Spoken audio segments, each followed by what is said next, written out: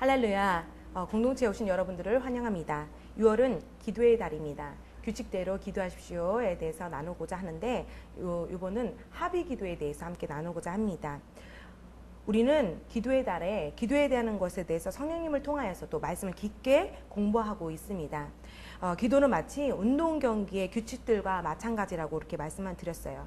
그 운동 경기의 규칙대로 경기를 해야 한다고 이렇게 말씀드렸고, 지난주에 믿음의 기도에 대해서 함께 나누었습니다. 각 운동 경기마다 게임들이 있고, 그리고 그 경기에 적용하는 규칙들이 모두 다른 것 같이 그 경기의 종목의 특정과 규칙에 맞게 경기를 치러하듯이 기도에도 이와 마찬가지라고 말씀을 나누었습니다.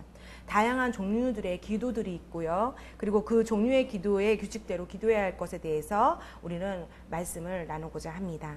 오늘 주일에는 합의 기도, 합심의 기도에 관여해서 이 기도에 대해서 나누고자 합니다. 마태복음 18장 19절 말씀을 우리 함께 봉독하겠습니다.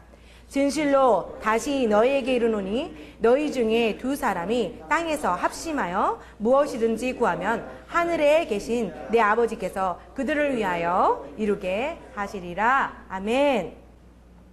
우리들이 읽은 이 마태복음의 말씀에서 주 예수님께서는 하나님의 자녀들의 모임은 오직 두 사람 이상, 그 두 사람이 믿는 사람들이 그 모인 작은 모임일지라도, 두 사람 이상 모인 것은 작은 모임이잖아요. 그런 모임일지라도 주님께서는 초자연적인 변화를 가지고 올 수 있으며, 또한 이 합의기도, 합심의 기도를 통하여서 불가능한 일들을 가능할 수 있게 할 수 있다고 우리에게 밝혀주시는 것입니다. 합심의 기도에 대해서 필요한 요건들이 말씀에 근거해서 있습니다. 첫 번째로는 합의 기도를 할 사람이 땅 위에 있어야 합니다. 살아 있어야 된다는 의미겠죠. 두 번째로는 최소한 2명의 사람이 있어야 합니다. 믿는 자 2명 이상의 사람이 있어야 합니다.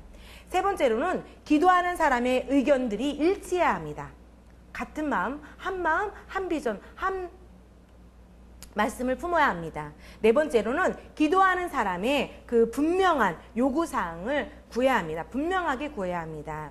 합심 기도는 합심 기도라는 것은 기적적인 것을 입증하는 근거 있는 기도입니다. 하나님 아버지께서 여러분들을 위하여 해주시기 원하는 일들이 혹시 있으십니까? 여러분이 변화를 원하는 그런 상황이 혹시 있으십니까?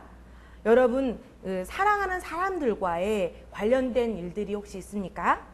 직장이나 가정과 관련된 것들이 혹시 있으십니까? 아니면 어떠한 위기와 관련된 일들이 있으십니까? 여러분이 사는 도시에 변화를 일으키기를 혹시 원하십니까? 아니면 여러분의 삶이 좋아하지 않는 일들이 일어났습니까?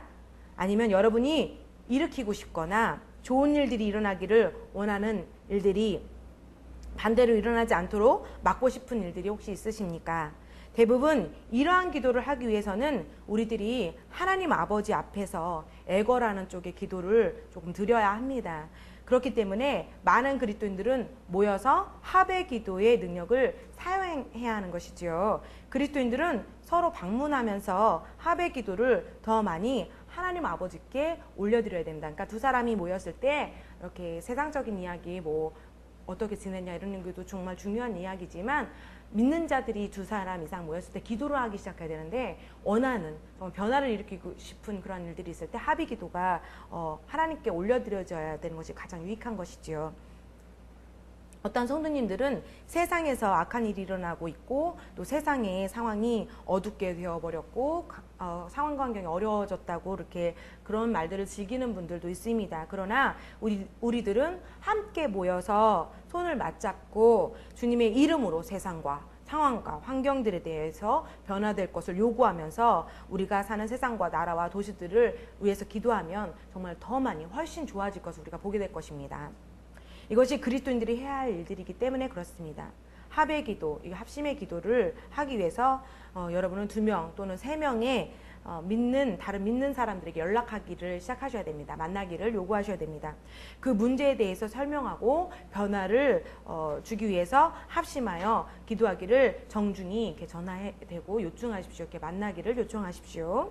합의 기도를 하기 위해서 모임의 자리에 믿음의 가족들에게 그냥 저의 말에 저의 생각에 동의해 주십시오라고 말씀하지 마시고 자신에게 놓인 상황을 자세히 이야기하고 그 기도에 대해서 시작하셔야 됩니다. 즉 그 기도 모임에 모인 성도들에게 자신에 대한 문제에 대해서 자세히 설명하고 두세 사람이 그 모인 곳에서 심령으로부터 여러분에게 동의할 수 있도록, 그러니까 머리로 하는 동의가 아니라 반드시 심령으로, 마음으로 하는 동의가 있어야 합니다. 그래서 심령으로 기도해야 하기 때문에 여러분이 원하는 바의 요점을 잡고 분명히 말함으로써 두세 사람과 함께 여러분이 같은 비전을 붙잡고 합의 기도를 할 수 있게 해야 하는 것이 합의 기도의 원리입니다. 중요한 것은 합의 기도는 요구에 대한 합의가 정확해야 하는 것인데요. 믿음의 기도는 저번 주에 말씀드렸듯이 여러분이 마음에 조금도 의심하지 않고 흔들림이 없고 파도에 요동함이 없어야 되는 것이 원칙이지만 합의 기도는 그러한 철저한 조건을 필요로 하지 않는다는 것을 기억하셔야 합니다. 합의 기도는 기본 요건은 기도할 때에 참석한 사람들이 합의하는 것입니다. 그렇게 동의하는 것입니다.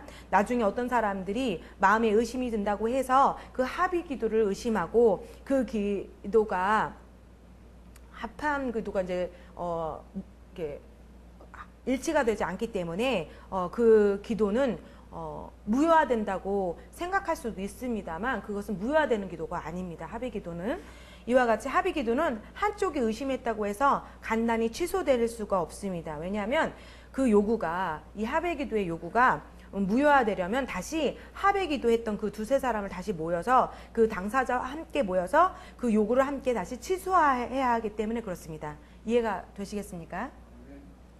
많은 그리스도인들이 기도에 합의는 하지만 이런 규칙들을 모르기 때문에 한쪽 그리스도인들이 의심하게 되면 합의 기도는 취소가 되고 더 이상 누군가가 의심했기 때문에 이 기도가 안 되는구나 이렇게 간단하게 생각할 수 있습니다. 그러나 이것은 지식이 없는 태도입니다.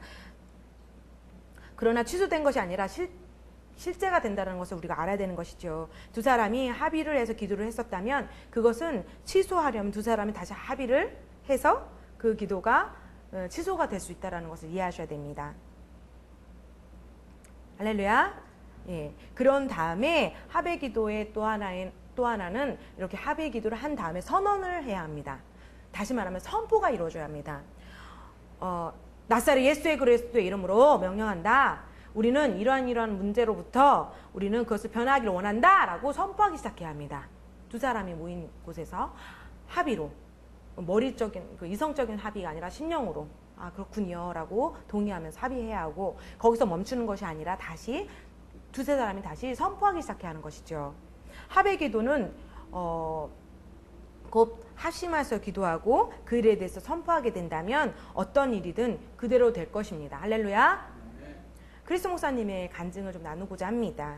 특정한 일에 몇몇 그 리더 목사님들을 이렇게 기도 모임에 초청을 하시고요. 함께 기도할 때에 크리스 목사님은 이렇게 목사님들을 불러서 저는 이런 일들을 위해서 기도합시다 이렇게 말씀하시지 않고요.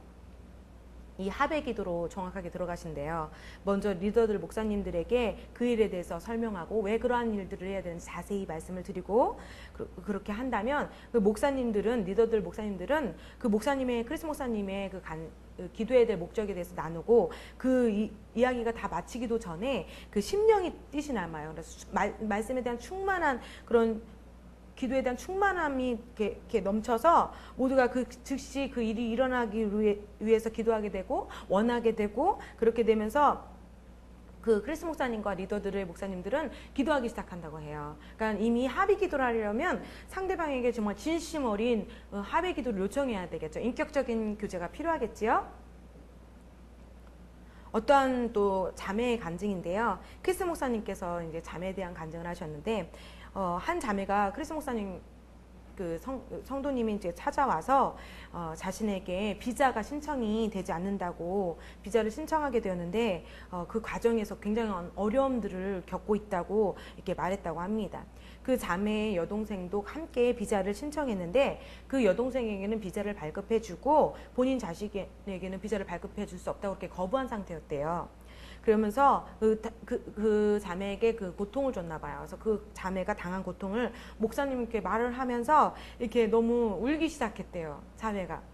그래서 그 말씀을 듣고 있던 목사님은 자매와 전혀 다른 방식으로 웃기 시작하셨대요. 그러면서 그 자매에게 대신 이렇게 말을 해줬다는 거예요. 예수님께서 우리들 중에서 두 사람이 땅에서 무엇이든지 합심하여 구하면 우리를 위하여서 이루게 하신 말씀을 나는 기억하고 있습니다. 우리 함께 이 부분에 대해서 우리가 합의 기도를 하게 된다면 우리는 거절당할 수 없고 우리가 원하는 것을 무엇이든 가질 수 있다는 것을 말해주고 그 자매에게 가르쳐 주었대요. 그리고 그렇게 기도를 하셨고 그리고 선포도 하셨대요. 그리고 어떻게 선포하셨냐면 아버지 이 자매가 비자를 받게 하심을 주 예수 그리스도의 이름으로 감사드립니다. 아무도 우리를 막을 수 없습니다. 이렇게 선포를 하셨대요. 그리고 나서 그 자매에게 대사관에 다시 가서 가게 되면 비자를 받게 될 거라고 이렇게 선포해 주셨대요. 이것은 합의 기도의 믿음으로 영의 반응을 일으킨 것이죠. 그 자매는 다시 대사관에 들어가서 합의 기도를 하여서 그리고 선포하여서 두 가지를 다 해야 된다고 그랬죠. 선포한 그대로 비자를 그대로 받았다고 합니다. 할렐루야. 이것이 합의 기도의 능력입니다. 합심하여 기도하게 된다면, 합의하여 기도하게 된다면 못 이룰 일이 아무것도, 못할 일이 아무것도 없습니다. 아멘. 우리가 합의 기도를 하게 된다면 우리는 거절당할 수 없고 우리가 원하는 것은 무엇이든지 가질 수 있다는 것을 우리는 알아야 합니다. 합의 기도는 믿음의 사람들이 여러분을 위해서 또한 여러분들과 함께 기도하도록 하는 것으로 충분하지 않습니다. 반드시 합의가 있어야 하고 그리고 선포가 이루어져야 합니다. 말씀이 역사하도록 만드십시오. 합의 기도의 능력을 이용하십시오. 여러분의 삶과 여러분의 가족과 여러분의 직장과 여러분의 사업과 여러분이 살고 있는 도시와 여러분이 살고 있는 나라를 위해서 합의 기도를 함으로 말미암아 하나님의 영광을 위해서 변화를 일으키도록 하십시오. 할렐루야. 6월달은 기도의 달입니다. 기도에 대한 말씀에 근거한 기도들로 인해서 여러분이 승리할 것을 믿고 주 하나님께 또한 성령님께 감사드립니다.